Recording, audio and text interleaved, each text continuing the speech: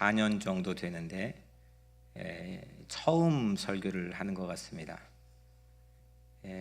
처음 설교를 하고 또 앞으로도 이 설교를 하게 될지 또 여러분들이 듣게 될지 장담하기가 쉽지 않는, 우리가 서로 많이 묵상하기 쉽지 않는 그런 말씀입니다. 제목은 치유입니다. 오늘 이 말씀을 통해서 여러분들의 삶에 그리스도의 치유하심이 강력하게 임하게 되기를 주의 이름으로 축원합니다. 몸이 아프면 우리가 표현을 하죠. 특히 한국적인 표현은 아주 다양한데, 허리가 아프면 어떻게 합니까? 뻐근하다? 뭐 다양한 표현이 있지 않습니까? 허리가 아프면 어떻게? 아이고. 배가 아프면 어떻게 합니까? 아니, 다른 거 없어요? 이게 약사한테 가서 표현을 하잖아요.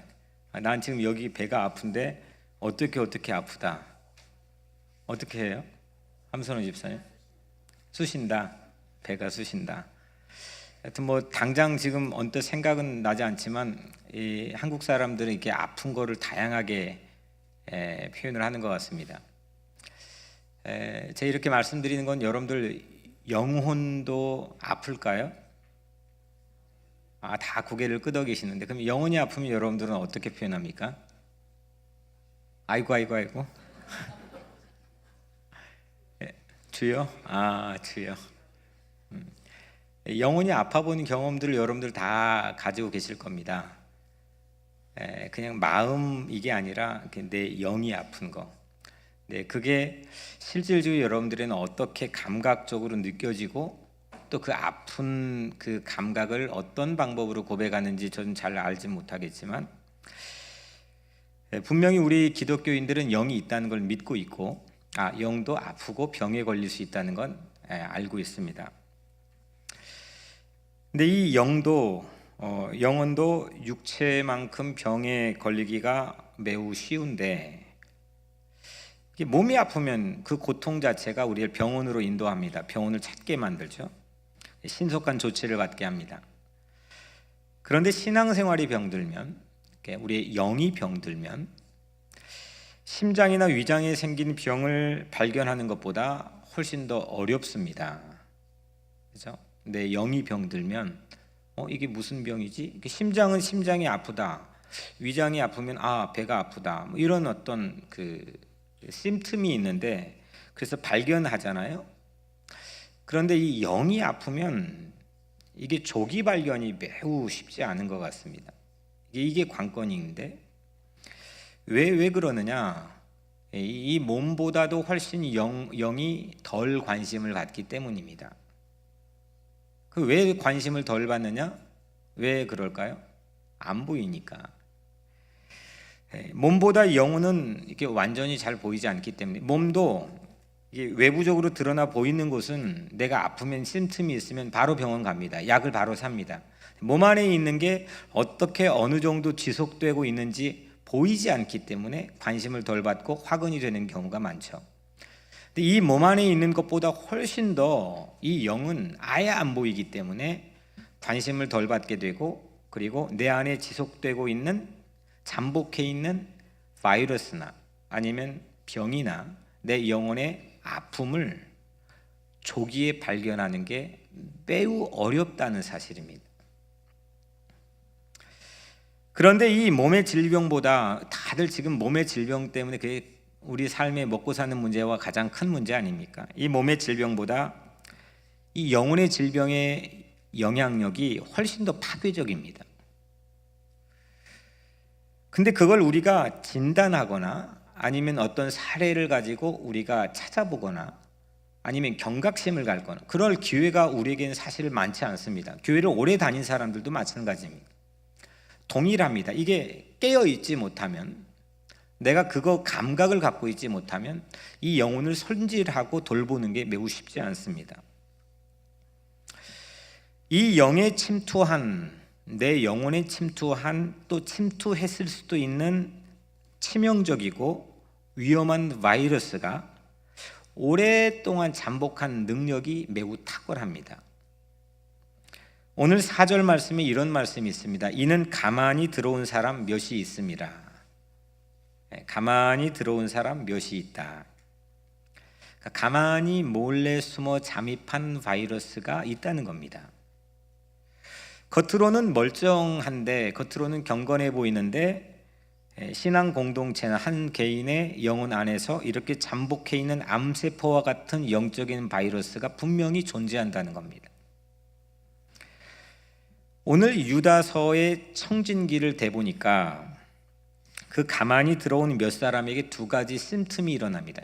우리 병원 가면 의사 선생님이 먼저 하고 또 청진기를 대보고 그러잖아요.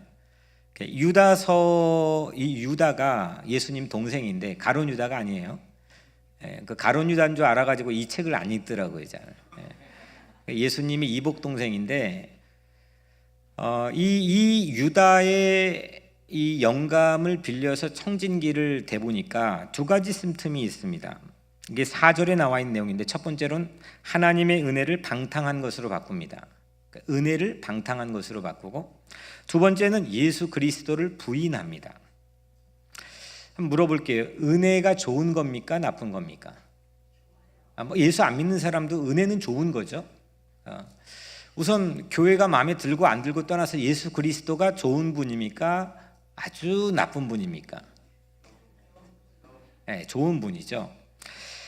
좋은 것을 거절하고 좋은 걸 방탕한 걸로 바꿔버리는 그런 특별한 기질, 이게 내 몸 안에 바이러스로 있다.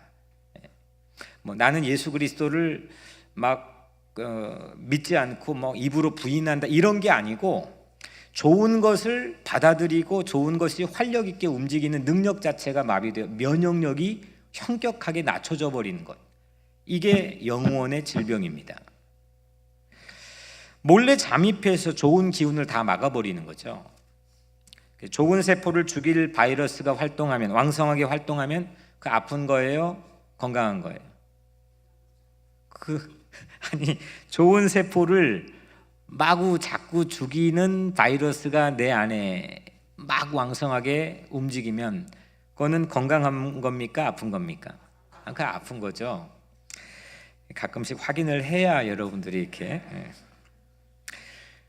은혜를 방탕한 것으로 바꾸고, 또 그리스도는, 예수는 사랑인데 그 사랑을 부인하고 거절하고, 이거 병든 겁니다. 이거 아픈 겁니다. 아파하는 겁니다. 내 영이 아픈 겁니다. 이런 유사한 사례를 오늘 유다서 안에 담아놨는데, 역사 안에, 성경의 역사 안에 이런 사례가 있었다는 겁니다. 특히 유다서에서는 성경 다른 곳에선 정보를 얻을 수 없는, 여기서만 유일하게 있는 정보들을 섞어가지고, 이런 과거의 케이스들, 좋은 의사들은 많은 케이스를 갖고 있는 사람이 좋은 의사거든요. 그런 케이스를 가지고 유다가 당시의 사회뿐만 아니라 우리에게 진단하는 얘기를 해줍니다. 먼저 6절에 보면, 6절에 한번 같이 읽어볼까요? 6절에 시작. 또 자기 지위를 지키지 아니하고 자기 처소를 떠난 천사들을 큰 날의 심판까지 영원한 결박으로 흑암에 가두셨으며, 하늘에서 추방당한 타락한 천사들을 얘기하는 겁니다. 그 이름이, 우리가 알고 있는 이름이 뭐죠? 그 시퍼 아저씨, 루시퍼. 원래 이게 라틴어로 루치펠인데, 루치펠이라고 하는 라틴어인데, 성경 경전에는 없지만 아주 유력한 외경도 아니지만 경전, 아브라함서라고 있는데 거기 3장 26절에 보면 루치펠이라고 하는 게 나옵니다. 이건 우리가 흔히 루시퍼라고 불려진 타락한 천사입니다. 이사야 14장 12절에도 또 베드로후서 2장 4절에도 나와 있는데, 타락한 천사, 그러니까 애시당초 타락한 천사들만 모여있으면 그거는 불보듯 뻔한 거죠. 근데 건강한데, 괜찮은 건데, 아름다운 건데, 에덴인데 그 세상에 타락한 천사가 몰래 잠입해 온 겁니다. 또 7절에 보니까 소돔과 고모라와 그 이웃 도시들도 그들과 같은 행동으로 음란하며 다른 육체를 따라가다가 영원한 불의 형벌을 받음으로 거울이 되었느니라. 소돔과 고모라는 성지에 있죠. 거룩한 땅이 있습니다. 저 사해바다 가장 남쪽 귀퉁이에 모퉁이에 조그만한 도시였습니다. 성지 귀퉁이에 잠입한 소돔과 고모라, 이것도 대표적인 악성 바이러스입니다. 또 여기 전체 성경 가운데 여기서만 볼 수 있는 건데 9절에 천사장 미가엘이 모세의 시체에 관하여 마귀와 다투어 변론할 때 모세의 시체를 두고 천사장 미가엘과 이 나쁜 적진의 대장인 루시퍼가 대결한 일을 소개하고 있습니다. 이거 전부 다 괜찮은데 건강한 건데 이게 몰래 숨어 가만히 잠입한 암적인 바이러스라고 하는 겁니다. 분명히 있다는 거죠. 성경이 이를 증거하고 유다가 오늘 그 케이스들을 우리에게 소개한 겁니다. 그러면 이 암세포 바이러스 같은 무리들의 특징이 뭐냐? 특징을 보면 오늘 10절에 보면 10절 한번 같이 읽어보겠습니다. 시작. 이 사람들은 무엇이든지 그 알지 못하는 것을 비방하는도다. 또 그들은 이성 없는 짐승같이 본능으로 아는 그것으로 멸망하느니라. 아멘. 그러니까 본능으로 사는 겁니다. 본능. 그러니까 이 악성 바이러스가 침투해 있으면 어떤 특징이 일어나냐면 본능으로 산다는 겁니다. 그 본능은 짐승 같은 본능이고 그 짐승은 이성이 없는 짐승 같은 본능으로 삽니다. 말씀 안에 보면 알지 못하는 것은 깔보고 비방하고 조롱하고 내가 아는 것으로만 삽니다. 아나무인이죠. 내가 아는 것만 갖고 사는 거예요. 모르는 건 무조건 내가 다 기준이 되는 겁니다. 아나무인입니다. 그들이 아는 건 그러면 어느 정도냐? 오늘 말씀엔 짐승의 본능과 같다. 이성이 없는 짐승의 본능과 같다. 하고 싶은 것, 먹고 싶은 것, 갖고 싶은 것만 무턱대고 탐내는 그런 본능이 내 안에 암적 바이러스로 활동을 하면 선한 기운을 다 막아버린다는 겁니다. 충분히 그럴 수도 있죠. 좀 괜찮아 보이는 인텔리들, 정치인들도 마찬가지로 이런 본능이 다 작동하고 있는 걸 우리 뉴스를 통해 알고 있습니다. 이건 특별한 사람이나 특별한 계층에게 국한된 게 아닙니다. 이건 모든 사람들에게 다 공히 그렇습니다. 미국이 하나님 앞에 회개해야 될 거는 오늘 네이티브 아메리칸 우리 손님들이 왔지만 우리 저분들을 이렇게 아나무인으로 사는 저급한 인간처럼 아주 이 여론을 호도하여 조작했습니다. 실제 더 악랄하고 더 깊은 악을 가지고 있는 사람이 누군가를 그렇게 비방했습니다. 무턱대고 자기의 탐내는 본능으로 짐승처럼 사는 모습들이 세상 어디에도, 백악관에도, 심지어는 하버드 대학에도, 심지어는 유수한 사람들 안에서도 다 활동을 하는 이 암적 치명적인 영혼을 망가뜨릴 수 있는 치명적인 그런 본능이라는 겁니다. 이 본능을 가지고 사는 사람 세 사람의 종류를 대표적으로 오늘 이 11절에 소개했는데, 화 있을진저 이 사람들이여 가인의 길에 행하였으며 삭슬을 위하여 발람의 어그러진 길로 몰려갔으며 고라의 피역을 따라 멸망을 받았도다. 이 세 사람 나오죠. 가인, 발람, 고라. 이게 인간의 어떤 짐승 같은 본능을 대표적으로 다 함축하고 있는 카테고리입니다. 가인은 먼저 경쟁의식으로, 라이벌 의식으로 불타가지고 망한 사람입니다. 마음의 질투와 시기심 때문에 형제를 살해했습니다. 두 번째 발람은 물질의 욕심으로 망했습니다. 세 번째 고라는 모세와 아론의 권위를 무시하고 대항하고 저항하다가 망했습니다. 이 세 가지 질투, 경쟁의식을 통한 질투, 또 물질의 탐욕, 그리고 나만 잘나는 교만, 이 세 가지가 모든 인간의 짐승 같은 본능, 가만히 내 안에 들어와서 영혼을 망가뜨리고 공동체를 망가뜨리는 세 가지 성경이 제시하는 부류의 사람들입니다. 제가 좀 성경을 쭉 따라서 여러분들에게 먼저 좀 성경을 고찰하고 있는데, 마지막으로 한 가지, 이 유다가 정말 의사 같아요. 이게 청진기 내봐서 안 되면 뭐 해야 돼요? 뭐 소변 검사도 하고 여러 가지 피 검사도 하죠. 그 다음 그것도 안 되면 MRI 하나요? MRI, CT 촬영하고요. 이게 광선을 통해서 이 안을 꿰뚫어 사진을 찍는 거잖아요.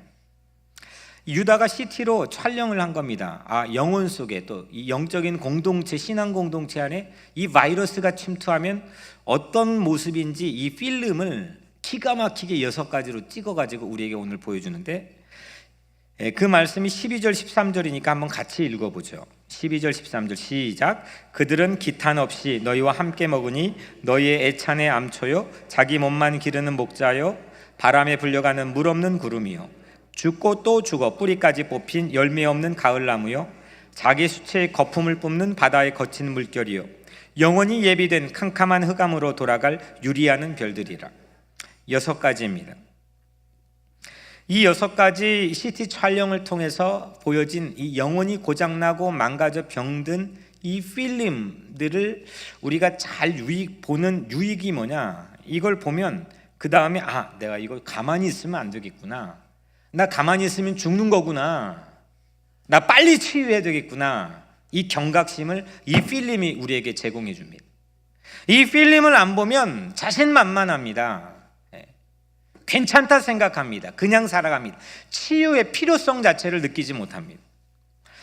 6가지를 한번 펼쳐보면, 먼저 첫 번째 필름은 애찬의 암초입니다. 여러분들 좋은 사랑의 식탁에 암초가 있으면 그거 어떻게 먹겠습니까? 이건 무용지물입니다. 두 번째, 자기 몸만 기른 목자. 아니, 목자가 내 몸만 기르면 어떻게 합니까? 목자는 양을 기르고 엄마 아빠는 자식을 길러야지.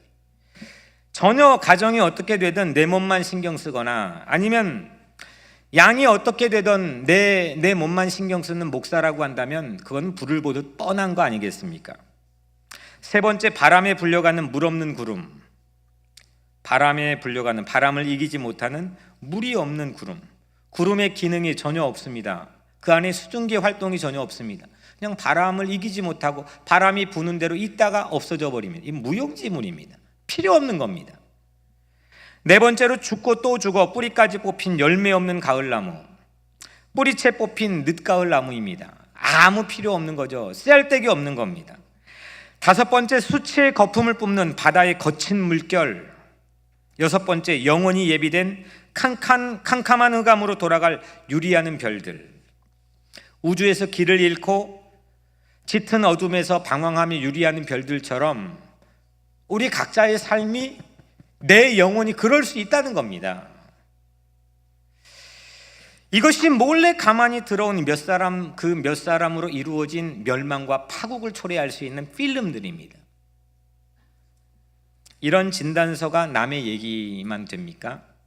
아니면 혹 내 장래에 나에게 닥칠 모종의 바이러스를 예방하는 효과만 있는 겁니까?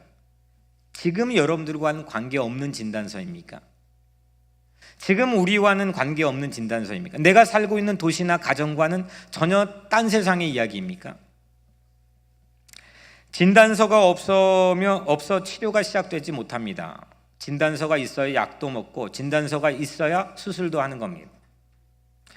좋은 세포들을 갉아먹는 바이러스가 가만히 내 안에 잠복해 있는 것을 알지 못한 채 사는 것, 이게 문제입니다.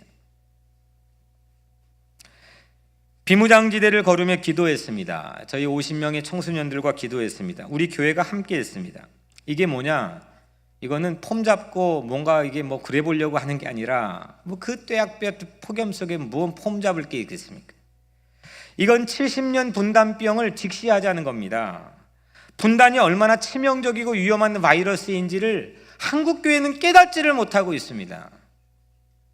분단으로 인해 얼마나 사람의 존엄한 가치를 업신여기고 서로 죽이는 걸 상식처럼 생각하는 것이 마땅하다는 것을 우리는 까맣게 잊고 살고 있습니다. 분단 70년 동안 좌와 우가 갈라졌고 남과 북으로 갈라졌고 사람을 사람으로 봐주지 못합니다. 저 사람이 무슨 말을 하나, 저 사람의 정치적 지향은 뭔가, 전부 다 망가져 버렸습니다. 오히려 교회가 앞장서고 있습니다. 그 분단의 아픔과 분단의 그 질병을 직시하지 않고서는 그 치료는 요원한 일이 되는 겁니다. 혹 우리 안에 애찬의 암초는 없습니까? 여러분들의 가정에 혹 자기 몸만 기르는 목자는 없습니까? 우리 교회 안에 물 없는 구름이 가득하진 않습니까? 우리 직장에 뿌리까지 뽑힌 열매 없는 늦가을 나무가 널브러져 있지는 않습니까? 내 민족의 수채의 거품을 뿜는 거친 파도만 치고 있지는 않습니까? 내 안에 흑암에서 유리하는 별들처럼 헛심을 키고 무용지물인 걸로 가득하진 않습니까? 아나무인하면 내가 아는 걸로만 생각하고 내가 모르는 걸 모두 다 배척하고 거절하고 작동하지 않고 내 영혼의 선한 기운이 작동하지 않는 아나무인하면 결국 이렇게 6가지의 무용지물병에 걸립니다. 쓸데없는 거예요. 오늘날 글쎄 좀 지나친 얘기가 표현이 될지 모르겠지만 한국교회가 하나님 보시기에 어떨까? 믿지 않는 사람들의 눈에 보일 때 어떨까? 혹 쓸데없는 무용지물처럼 여겨지는 건 아닐까? 애물단지가 되지는 않았을까? 아나무인하지 않고 겸허하게 주님을 바라보지 않고서는 우리는 모두 이 무용지물병에 걸릴 수가 있습니다. 고쳐야 합니다. 목사도 고쳐야 되고 교회 지도자들도 고쳐야 되고 한국교회 깨어져 고쳐야 됩니다. 알았으면 치유해야 됩니다.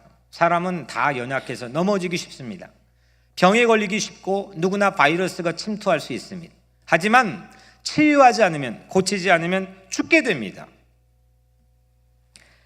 치유를 위해 처방전을 손에 쥐고 있습니까? 여러분들은 이 처방전을 손에 쥐고 있습니까? 우리가 전반부에 진단서를 우리가 이제 가지게 되었다면 이제 두 번째 처방전을 가져야 됩니다. 치료해야 됩니다. 고쳐야 됩니다. 남의 얘기가 아닙니다. 내 얘기입니다. 우리 얘기입니다. 내 민족의 얘기입니다. 오늘 유다는 신앙 공동체에 침투한 치명적인 바이러스에 대한 진단서와 더불어 처방전을 우리에게 제시합니다.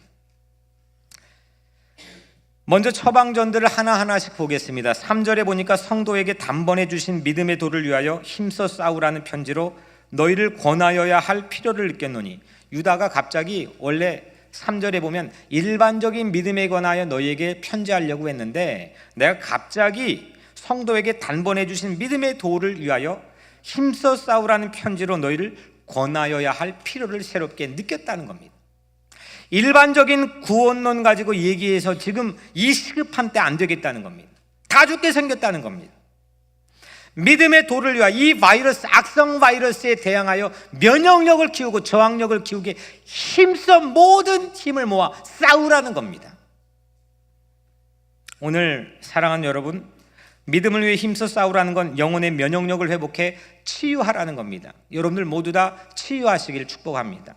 모두 고침받기를 바랍니다. 모두 강건하고 모두 건강하기를 축복합니다. 제가 지난주 책 한 권 읽었습니다. 제목은 이 설교를 잡고 계속 묵상하는데 공교롭게 하나님이 거기에 딱 맞는 책을 이렇게 읽게 하셨는데 직면이란 제목입니다. 영어로 엔카운터인데 한국 사람이 쓴 건데 영어 제목을 부제로 붙여놨습니다. 직면, 엔카운터, 만나는 거죠.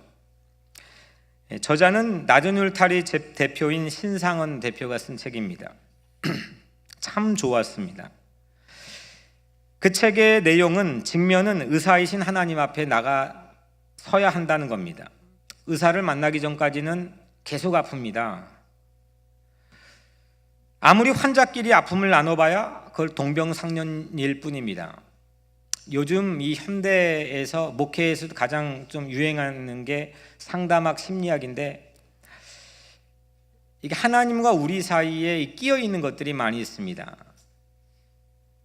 여러분들 아픈 환자들끼리 치료를 해야 되는데 한 병실에 모아놓고 나 여기도 아팠는데 너도 아팠어? 그럼 얼마나 반가워요. 용기가 생기죠. 나랑 같이 아픈 사람이 있구나. 근데 그걸로 치유가 됩니까? 그걸로 치유가 되지 않죠. 그거는 동병상련일 뿐입니다. 동병상련은 치유하지 못합니다. 하나님 앞에 직면해야만, 의사 앞에 서야만 치유받을 줄로 믿습니다. 하나님의 임재가 있는 지성소에 직면해야 됩니다. 의사 앞에 직면하지 않는 이유가 뭘까요? 왜 우리가 의사 앞에 서지 않을까요? 왜 하나님 앞에 직면하지 않을까요? 두려움 때문입니다. 공포 때문입니다. 그 공포가 익숙해지면 그냥 밀어놓는 겁니다. 나중에, 다음에, 내일. 그러다 화를 당하게 됩니다. 다윗이 참 탁월한 면은 하나님 앞에 직면을 정말 잘하는 사람이었습니다. 다윗이 우리가 알고 있는 큰 죄를 지었습니다. 근데 다윗의 수치가 드러나서 다윗이 하나님께 버림받았습니까? 다윗의 수치가 공개돼서 다윗이 하나님께 정말 패가망신하고 버림받았습니까? 그렇지 않았습니다. 직면은 폭로가 목적이 아니라 치유가 목적입니다. 오늘 구구절절하게 유다서에 참 기가 막힌 진단 청진기를 가지고 최고의 진단 실력을 보여줘 다 공개 폭로했는데 이건 폭로가 목적이 아니라 치유가 목적입니다. 유다서는 들추어낸 책이 아닙니다. 성경은 결코 들추어낸 책이 아닙니다. 신랄하게 직시하게 하는 것은 직면을 통해서 고치게 하기 위함입니다. 여러분들 캐톨릭에는 고해성사라는 제도가 있습니다. 우리도 마찬가지로 상담이나 여러 가지 방법을 통해 비슷한 제도가 있습니다.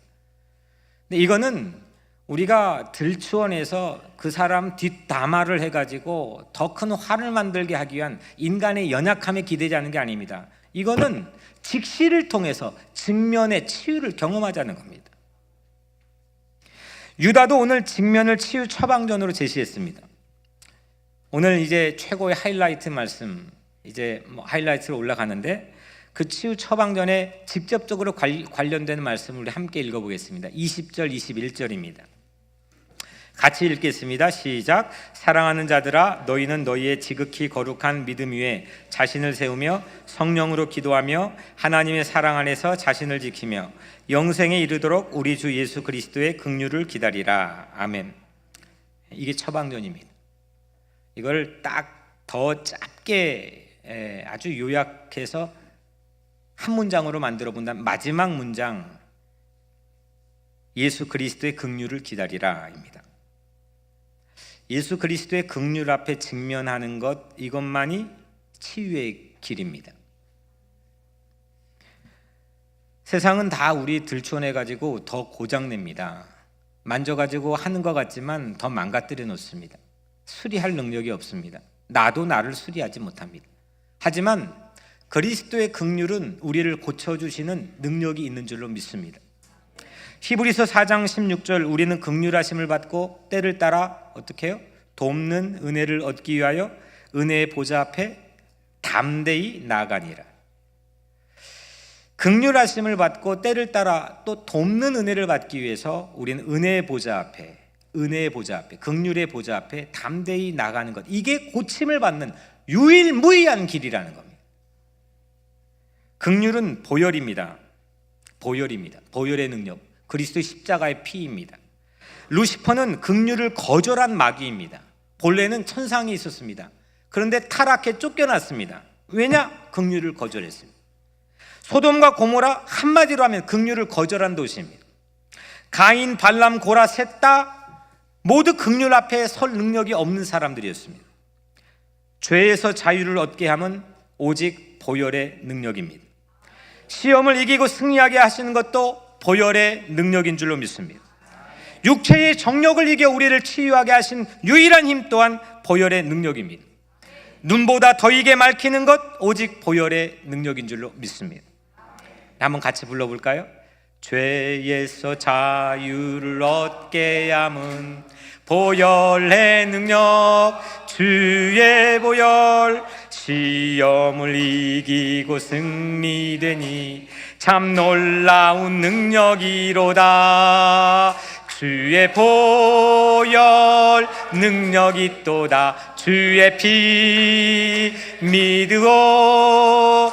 주의 보혈 그 어린 양의 매우 귀중한 피로다. 아멘. 십자가 보혈을 통한 용서받음이 곧 치유입니다. 우리를 아무 조건 따지지 않고 우리를 긍휼히 여겨주시고 용서해 주시고 용납해 주시는 자리가 세상에 어디 있습니까? 아무리 정치인들도 실리와 이득을 따져 협상할 뿐이지 남과 북이 무슨 십자가가 있습니까? 정치의 협상을 통해서는 남과 북의 통일은 또 다른 문제를 양산할 뿐입니다. 그래서 저는 예수 그리스도 앞에 십자가 앞에 서는 보혈의 능력만이 남북의 새로운 비전을 제시하는 길이라고 확신합니다. 십자가 보혈 외에 용서받고 자유함을 얻으며 고침받을 곳이 세상에 어디 있습니까? 모든 문제에서 자유를 얻게 하는 힘은 오직 보혈의 능력입니다. 지난주 우리 장로님 모친 장례 예배를 마치고 저녁에 금강산 식당에서 함께 유족들과 식사를 한 후에 이제 나오며 주차장에서 있었던 일입니다. 한 1, 2분 정도밖에 안 되는 시간이었는데 잠깐 소개를 하겠습니다. 우리 교회 최석훈 형제님과 짧은 대화를 나눈 걸 소개합니다. 최석훈 형제님 누구냐면 저기 손 한번 들어보세요. 이 형제가 며칠 전에 중국 직장 동료가 중국인들이 있는데 중국인들과 함께 출장을 갔다고 합니다. 그래서 그러다가 우연히 하나님 얘기가 나왔다고 합니다. 최석훈 형제님이 이런 얘기를 했답니다. 난 지옥 가기 싫어서 믿는 게 아니라 예수님이 좋아서 믿고 교회 다니는 거예요. 괜찮아요? 네. 그랬더니 제가 이 말을 전하려고 하는 게 아니라 그랬더니 중국 동료들이 그래서 네가 회사에서 그렇게 행동했구나. 저만 놀라네. 아니 이 말 듣기 쉽지 않다니까요. 예수 안 믿는 사람들에게 이 말 들으면 그거 끝나는 거 아닙니까?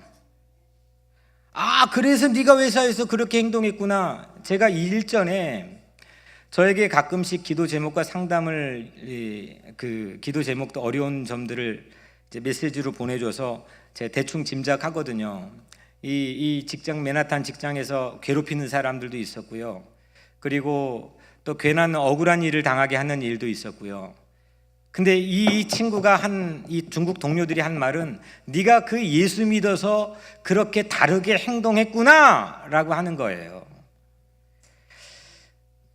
사실은 그날 1, 2분밖에 되지 않았는데 그 캄캄한 밤에 최석훈 형제는 은근히 제 곁에 와서 자랑질한 겁니다. 짧은 시간에 제게 준 감동이 정말 컸습니다. 제가 그 앞에서 피드백을 해주고 싶은 마음이 가득했지만 한마디도 하지 않고 제 차로 가버렸습니다. 주차장 차 안에서 곧장 펜을 꺼내서 메모했습니다. 믿지 않는 사람들에게 이런 말 듣는 것 정말 쉬운 일 아닙니다. 특히 오늘 같은 관성화되고 관료화된 이 크리스찬들이 가득한 세상에선 정말 쉽지 않습니다. 그걸 뚫고 그 이야기를 듣는 게 예전 시대보다 더 어려운 시대입니다. 아무리 잘해도. 이 광경을 제가 한 진짜 1, 2분밖에 되지 않는 상황에서 이 형제 얘기를 듣고 치유받았구나. 이 형제가 치유받은 크리스천이었구나. 여기까지 말하려고 제가 이 이야기를 꺼낸 건 아닙니다. 제가 처음 만난 이 최석훈 형제는 정말 잘난 사람이었습니다. 잘난 사람이라고는 잘난 척하는 사람이었습니다. 그런데 제 눈에는 아파 보이는 것이 참 많았습니다. 할 수 있는 능력이 많은 친구예요. 그래서 아픈 곳들을 가리려고 교묘하게 노력했습니다. 제가 고등학교 때 해봐서 알거든요. 그래서 교묘하게 다른 사람의 눈에 잘 띄지 않았습니다. 근데 제 눈에 보였습니다. 맨하탄에서 우리 이하람 자매랑 결혼한다고 저를 식당에서 만나자 그래서 만났는데 단박에 느껴졌습니다. 요즘에도 이 체육관에서 뭘 하던데 이 친구가 원래 격투기 선수였거든요. 무에타이 이 프로 수준의 격투기 선수였습니다. 몸 보십시오. 완전 알통으로 다져진 몸입니다. 이런 몸만으로도 충분히 자기의 아픔을 커버하기에 충분합니다. 뮤지컬도에서 노래 실력 대단합니다. 미국에 온 지 얼마 되지 않아 직장에서 인정받아서 좋은 자리들을 제공받았습니다. 이런 실력들은 아픈 곳이 가려지게 충분했습니다. 그런데 아파 보였습니다. 화가 있었습니다. 그런데 주차장에서 그날 본 형제의 얼굴은 아이 같았습니다. 아, 치유받았구나. 물론 완벽하지는 않겠지만 또 다른 바이러스가 침투해 있을 수도 있겠지만 완전히 달라졌구나. 어느새 주님이 그를 만져줬습니다. 보혈의 능력으로 그를 치료해 줬습니다. 형제의 마지막 멘트가 가관이었습니다. 제게 또 자랑질을 했는데 이렇게 했습니다. 오늘 또 장례식에 오면서 목사님, 제 차에서 CCM 복음상 성가를 틀어놓고 들으면서 왔어요. 정말 귀여웠습니다. 키는 장대같이 컸는데 정말 귀여웠습니다. 아, 그래서 네가 회사에서 그렇게 행동했구나. 예수님 믿어 그렇게 다르게 행동했구나. 이게 치유받은 스토리 아니겠습니까?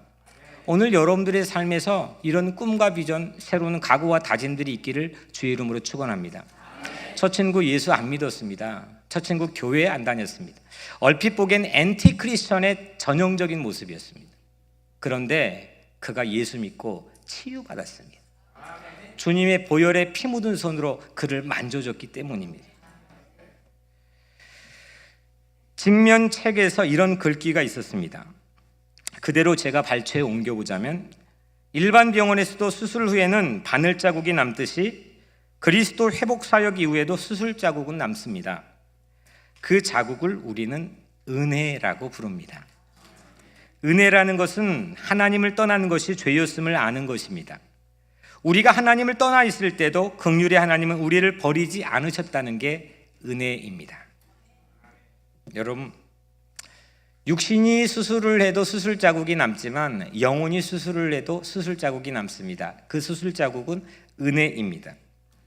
보혈의 수술 자국인 은혜가 여러분들 안에 있으면 되는 거 아니겠습니까? 은혜 받은 자가 무엇가 두렵고 은혜 받은 자가 무엇가 불평이 있겠습니까? 세상을 이기는 가장 큰 힘은 은혜입니다.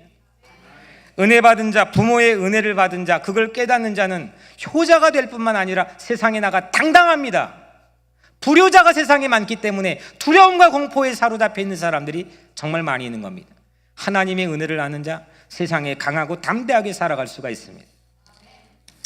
마지막 말씀을 정리해 보겠습니다. 유다는, 오늘 이 책의 저자인 유다는 가만히 들어온 몇 사람, 맨 처음에 그거 시비 걸어서 진단했지 않았습니까? 근데 오늘 마지막 말미, 이 결론에는 기가 막힌 반전의 제게 충격을 줬습니다. 22절 23절에 어떤 의심한 자들을 긍휼히 여기라, 또 어떤 자를 불에서 끌어내어 구원하라, 또 어떤 자를 그 육체로 더럽힌 옷까지도 미워하되 두려움으로 긍휼히 여기라. 아니, 가만히 들어온 몇 사람을 그렇게 신랄하게 까고 거기에 대해서 진단하더니 이제는 그들조차도 긍휼히 여기라는 겁니다. 이런 능력 되면 다 치유되는 거 아닙니까? 이런 능력 되면 남북 통일되는 거 아니겠습니까? 이런 능력 되면 네이티브 아메리칸나 흑백의 모든 갈등 치유될 능력과 비전과 리더십을 갖는 거 아니겠습니까? 우리 주변에 가인, 발람, 고라, 그들을 불에서 끌어내어 두려움으로 그들조차도 긍휼히 여기는 능력, 그 능력은 긍휼을 받은 사람이 얻습니다. 이것이 진정한 치유입니다. 예수님이 말씀했죠. 마태복음 5장 7절, 긍휼히 여기는 자는 복이 있나니 그들이 긍휼히 여김을 받을 것이며. 근데 유다는 예수님의 동생이어서 그런지 DNA가 다릅니다. 이걸 거꾸로 이렇게 말씀합니다. 긍휼히 여김을 받는 자가 긍휼히 여기게 된다는 겁니다. 예수님은 긍휼히 여겨라, 그러면 네가 긍휼히 여김을 받는다. 유다는 동일한 말씀이지만 긍휼히 여김을 받아라, 그러면 긍휼히 여길 것이다. 긍휼로 치유를 받은 자를 향한 축복입니다. 오늘 마지막 말씀에 24절 25절은 기가 막힌 축복 기도문이 담겨 있습니다. 제가 예배 끝나고 축도하는데 중세시대의 한때는 이 축복 기도문을 그대로 인용해서 축도로 사용하기도 했습니다. 24절 25절을 우리 한번 같이 읽겠습니다. 시작. 능히 너희를 보호하사 거침이 없게 하시고 너희로 그 영광 앞에 흠이 없이 기쁨으로 서게 하실리 곧 우리 구주 홀로 하나이신 하나님께 우리 주 예수 그리스도로 말미암아 영광과 위엄과 권력과 권세가 영원 전부터 이제와 영원토록 있을지어다. 아멘. 예수 그리스도는 우리를 보호하사 거침이 없게 하시는 축복을 여러분들에게 내리실 것입니다. 영광 앞에 흠이 없이 기쁨으로 서게 하시는 복을 여러분들에게 받게 하실 줄로 믿습니다. 오늘 말씀의 유다서는 세 가지 치유의 과정을 우리에게 선물했습니다. 첫 번째 진단, 두 번째 치유, 세 번째 축복입니다. 이 세 가지 마음에 꼭 간직하고 여러분들 치유받은 인생 되기를 축복합니다. 그리고 오늘 이 설교가, 이 메시지가 여러분들에게 진단과 치유와 축복이 되기를 축복합니다. 사랑하는 성도 여러분, 유다서는 호루라기 소리와 같다 생각합니다. 위험한 일을 당할 때 호루라기를 불죠. 그럼 주변에서 그걸 알고 몰려옵니다. 경고를 알리는 호루라기 소리로 유다는 수많은 불행들을 막아냈습니다. 우리 안에 잠입하는 바이러스에 여러분들 힘써 싸우시길 바랍니다. 국률 앞에 서는 보혈의 능력으로 여러분들 치유를 받게 될 것입니다. 암초 있는 애찬이 아니라 암초 없는 애찬이 될 것이고, 양을 기르는 목자가 될 것이며, 이른 비와 늦은 비를 내리는 구름이 될 줄로 믿습니다. 열매 맺는 봄나무가 되고 생명을 품은 힘찬 파도가 되며 빛나는 별들로 여러분들의 인생이 변화되기를 축복합니다. 오늘 우리 민족과 우리가 살고 있는 텃밭과 그리고 우리의 가정과 자녀와 여러분들의 모든 삶이 영육간에 강건하여 범사에 잘 되는 축복된 인생이 되기를 주의 이름으로 축원합니다. 기도하겠습니다.